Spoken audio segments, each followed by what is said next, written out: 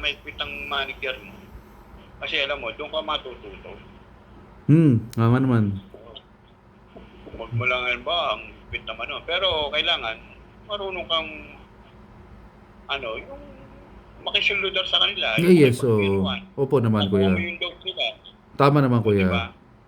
Kailangan makuha mo yung loob nila. Pag nakuha mo yung loob nila, ayos. Ayos Di naman, ba? opo. Hindi mo yung laging higpit, hindi mo makukuha loob nun. Correct. Ay, tama Makukuha naman, loob. tama naman po. Agree ako doon. Masaya, Talagang kuya. Masaya talaga. masaya talaga ba? Yung higpit, yung Oo. matututo ka sa manager. Girlfriend ko pa asawa ko noon. Nung panahon si Ate Dian. Oo. At Ano yun? 22, 23, 23 yata ako noon. 23 years 20. old. So, ibig sabihin, mga 98 yan. 20. Oo. Oo, kasi 22 ako nung pumasok, tapos 23, tapos naging kami nung asawa ko. Kaya, pero ang edad ko sa asawa ko yan 49 ako.